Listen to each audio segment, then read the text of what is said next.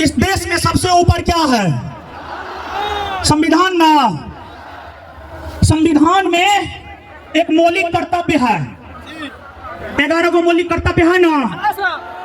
आपसी एकता अखंडता की बात मौलिक कर्तव्य करता है, प्रस्तावना एकता की बात करता है। तो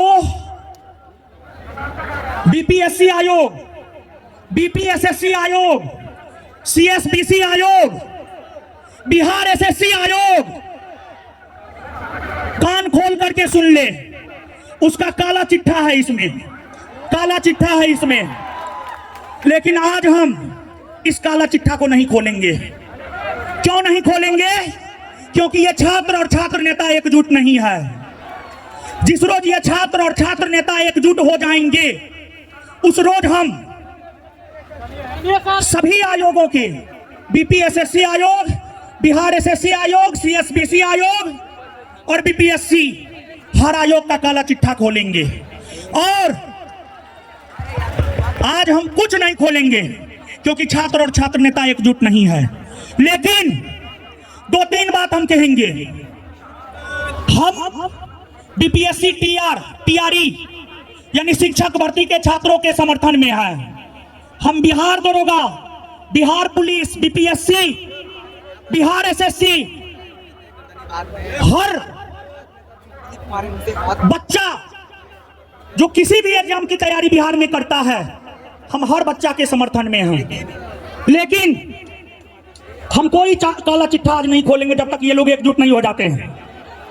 दिलीप कुमार के सामने हम हाथ पैर जोड़ने के लिए तैयार हुए, लेकिन वे एक नहीं हुए। ठीक है, अब आगे मेरी बात सुनिए।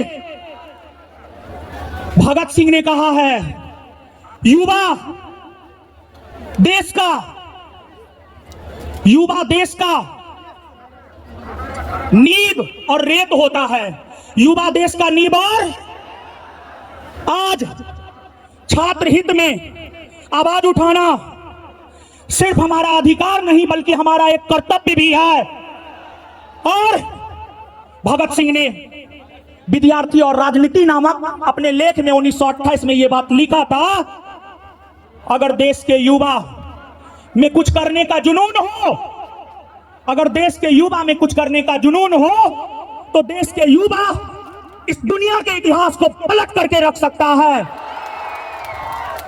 और आज इन युवाओं में देखिए, हम लोग सरकार चुनते हैं, हम लोग अपना मतदान करके सरकार चुनते हैं, हम लोग अपना मतदान करके सरकार चुनते हैं। सरकार एक सिस्टम बनाता है और सिस्टम का काम होता है, सब कुछ सरकार नहीं कर सकता है, इसी वजह से सरकार एक सिस्टम बनाता है।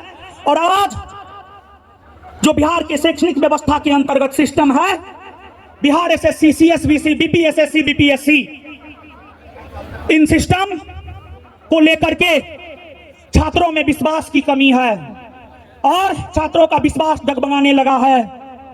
और महात्मा गांधी ने कहा है, अगर आम जनता का विश्वास सिस्टम से डगमगाने लगे तो सिस्टम को यह होना चाहिए कि सिस्टम पारदर्शी तरीका अपना करके एक विश्वास उत्पन्न करे युवाओं में। देखिए, आज इस समाज को अनाज से ज्यादा विश्वास की जरूरत है, आज इस समाज को अनाज से ज्यादा विश्वास की जरूरत है। और जो CSBC board, BPSC board, Bihar SSC board, BPSSC board अपना विश्वास खो चुका है, उसको विश्वास बनाने की जरूरत है। क्या आप सभी युवाओं को इन आयोगों पर कोई विश्वास है? तो इन आयोगों को अपना विश्वास बनाना चाहिए या नहीं बनाना चाहिए? और हम आपको बता दें, नेल्सन मंडेला का नाम आपने सुना होगा। उन्होंने कहा है, क्या कहा है पता है? नेल्सन मंडेला ने कहा है कि जब देश के शिक्षित युवा सड़क पर हो, जब देश के शिक्षित युवा सड़क पर हो, सरकार को विचार करना चाहिए और सरकार को युवाओं के साथ संवाद का रास्ता खोलना चाहिए। और संवाद से ही समाधान निकलता है, बिना संवाद का समाधान नहीं निकल सकता है। विशेष हम कुछ नहीं बोलेंगे। इसमें काला चिट्ठा लेकर के आए, हमने प्रयास भी किया ये छात्र और छात्र नेता एकजुट हो जाए, लेकिन ये छात्र और छात्र नेता एकजुट नहीं हुए। और अब हम दोबारा